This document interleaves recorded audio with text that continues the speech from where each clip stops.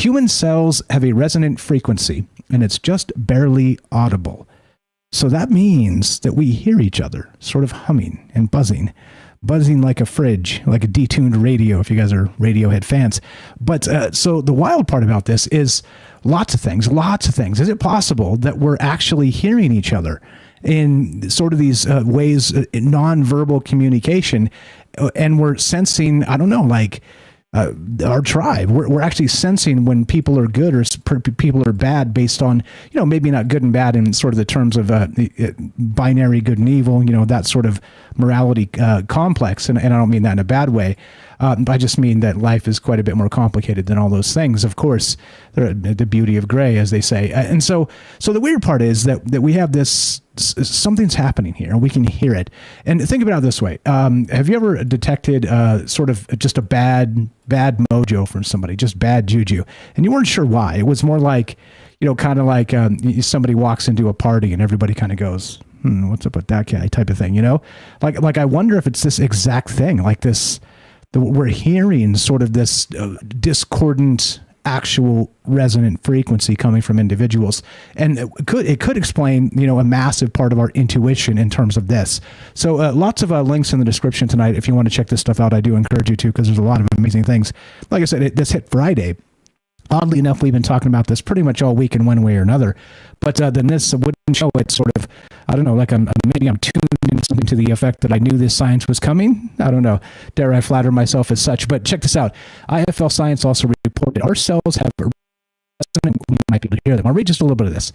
Although it's long been suspected, researchers now appear to have confirmed that human cells have resonant frequencies or rates of vibration matching their natural frequency that causes the cells to vibrate with a larger amplitude.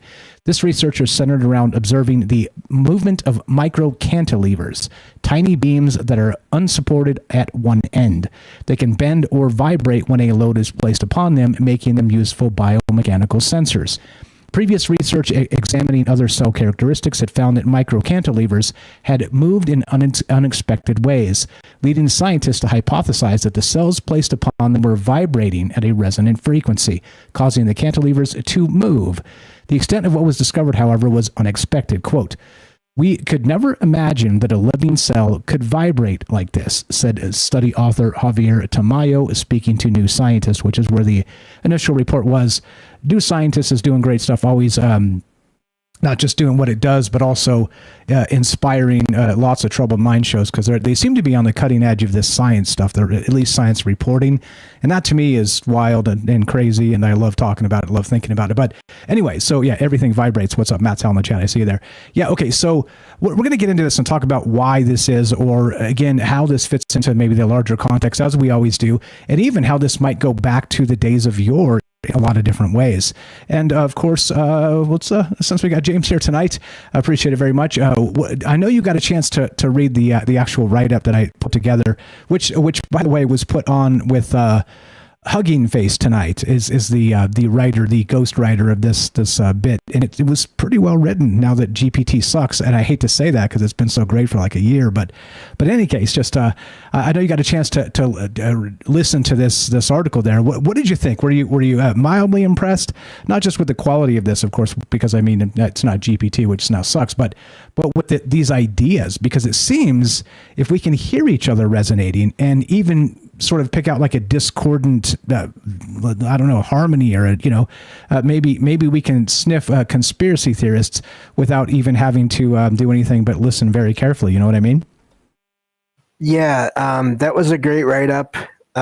Great. I mean, so many ideas in there. I'm not even sure if there's like one idea that's better to start with than any other, because there were so many interesting ones in there. And it was very well done. And but just going off of the idea of being able to sense people around and when they're around you and sort of get the general, and I do agree, just the general idea of whether they're good or bad, and again, just very vague terms there in general terms. I do think it's a thing. And it's amazing how this comes back to, I mean, we're talking really about hearing and feeling things that are not immediately that we're not touching physically and directly. And I have experience with that. I've always been able to tell when there are people moving around me, even if they're not making a lot of sound, or if I'm in a room full of people, I can hear. I mean, it feels, and I can sense everyone that's moving around in my general area. And every once in a while, I do get a feeling like I don't know what's going on with that person over there, but I don't like it, and I hope that they leave soon. And if they don't, then usually that feeling is proved to be sort of accurate because they cause some kind of drama, in the environment, or at least whether it's minor or major. And so I think there is something to that, definitely. Yeah, it definitely seems to fit in the sense of that intuition we've talked about in the past here. And the bizarre part is something happened let's say Wednesday this past week, something like that. So I can't remember the exact day, but I was sitting in the car and I was about to get out of the car, and my window was down, and I was just doing my paperwork or whatever I'm normally doing for work, and I'm just kind of just chilling, enjoying the breeze coming in the window, and I just, like I said, you kind of get that spider sense, the tingle, right? I'm like, so I look over my shoulder to the left, and this guy comes riding his bike like super close to the window. And as he comes by, he like kind of flicks his finger like kind of at the window like this, like just, but it's open. So like if I wasn't watching, maybe he could have like flicked me in the head when he rode by, which is super rare. One, the timing of it, that never happens. Somebody riding somebody riding a bike in a city is not that out of the ordinary, but sort of looking over your shoulder at the exact moment as this guy's kind of barreling down on me is, I don't know, maybe it's just sort of hearing that maybe the click of the bike or something. I don't know. Like I didn't expect to see somebody there, but then he was right. But anyway, I do wonder if that type of stuff is in play quite a bit more than we expect with our intuition. And there's a lot of ways to look at this, because in the old ways, there's something called Reiki healing. You guys ever heard of this? It was sort of like a vibrational or resonant sort of healing where you're able to manipulate energy and do, I don't know, like healing things on people, right? I mean, I don't want to get us taken down off of YouTube. This is one of those things that people say is real and exists and is a thing. And I do wonder if, some of this stuff is actually possible then, if we can actually sort of manipulate the frequency of our cells from what they're actually doing.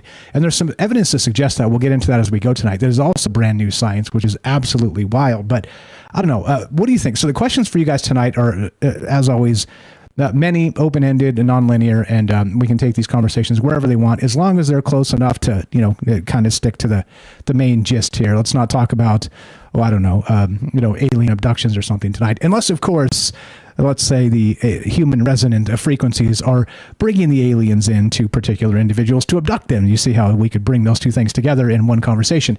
But anyway, just kind of keep it back to the backbone here, but wide-ranging, as you know. But the question is this.